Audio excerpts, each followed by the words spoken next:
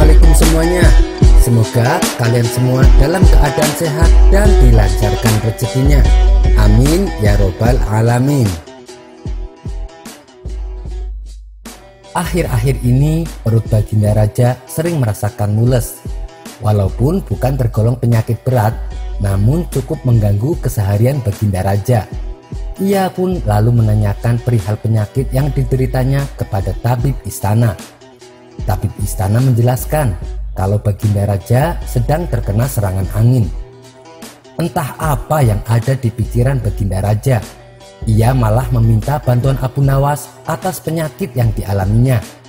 Lebih tepatnya mungkin ingin mengerjai Abu Nawas, karena memang Abu Nawas seringkali dikerjai sang raja tapi selalu lolos. Lagi sakit perut aja masih sempat-sempatnya terpikir untuk mengerjai Abu Nawas. Maka dipanggillah Abu Nawas ke istana. Sesampainya Abu Nawas di istana, Baginda Raja menyambutnya dengan senyuman. Rupanya sang raja telah menyiapkan tugas yang cukup konyol untuk Abu Nawas. "Hai Abu Nawas, aku punya tugas penting buatmu," ucap sang raja. "Tugas apa wahai Paduka yang mulia?" tanya Abu Nawas.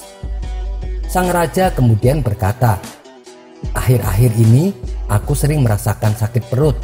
Kata tabib istana sih, aku menderita penyakit angin."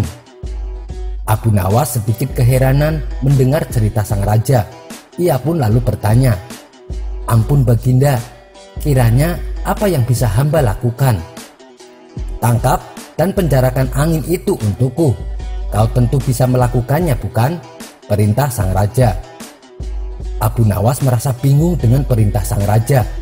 Di sisi lain, ia tak mungkin menolak perintah itu, sebab apapun yang jadi perintah raja harus ia patuhi bila tak mau terkena hukuman. Setelah berpikir sejenak, akhirnya Abu Nawas menjawab, "Baiklah yang mulia, akan hamba coba untuk memenjarakan angin," ucapnya dengan terpaksa. "Aku beri waktu kau 3 hari untuk menyelesaikan tugasmu," kata sang raja. "Baik yang mulia, akan hamba segera selesaikan perintah dari sang raja," jawab Abu Nawas. Usai mendapat perintah dari sang raja, Abu Nawas pun pulang membawa tugas konyol itu. Di sepanjang perjalanan pulang, ia terus terdiam dan mulutnya terkunci tak mengeluarkan sepatah kata pun. Ia tak habis pikir dengan perintah aneh yang Raja Harun al-Rasyid berikan. Ia belum bisa memikirkan bagaimana cara menangkap dan memenjarakan angin. Menurutnya, angin adalah benda yang tak berwarna dan tak dapat dilihat. Bagaimana mungkin ia bisa menangkap angin yang bahkan tak bisa disentuh? 2 hari berlalu, Abu Nawas tak kunjung mendapatkan ide untuk menangkap angin.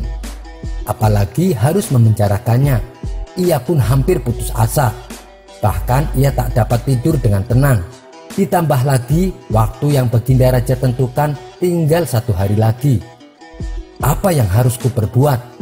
Besok adalah hari terakhir. Tapi aku tak kunjung mendapatkan ide, ucapnya dalam hati. Ia mondar-mandir memikirkan cara untuk memenjarakan angin. Saking bingungnya, ia sempat menyerah dan pasrah dengan hukuman yang akan diterimanya esok hari. Ketika malam datang, tiba-tiba ia mendapatkan ide yang sangat cemerlang. Bukankah angin itu tidak terlihat? Raja juga tak dapat melihatnya, bukan? Gumamnya dalam hati. Hari yang ditentukan pun tiba. Abu Nawas berangkat ke istana dengan membawa botol di tangannya. Sesampainya di istana, rupanya Baginda Raja sudah menunggu kedatangan Abu Nawas. "Kau sudah menyelesaikan tugasmu wahai Abu Nawas?" tanya sang raja. "Tentu sudah yang mulia," kata Abu Nawas sambil menyerahkan sebuah botol kosong kepada Baginda Raja. "Mana anginnya Abu Nawas?" tanya Baginda. "Ada di dalam botol itu yang mulia," jawab Abu Nawas. "Benarkah? Kenapa aku tak bisa melihat apa-apa?" tanya Baginda Raja kebingungan. "Ampun Baginda, siapapun tak akan bisa melihat angin. Akan tetapi jika Paduka ingin tahu, Paduka harus membuka tutup botol tersebut," jawab Abu Nawas meyakinkan sang raja. Setelah Paduka Raja membuka tutup botol tersebut, Ia mencium bau busuk. Sang raja pun murka kepada Abu Nawas. "Bau busuk apa ini? Kau mau meracuniku?"